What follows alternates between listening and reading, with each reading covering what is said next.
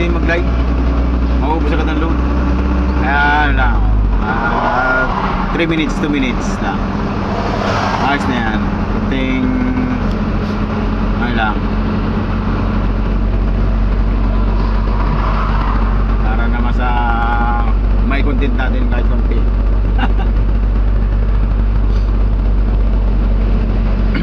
Pauwi na eh, siyempre kailangan natin mga content. Takman, umikot tayo sa kabila.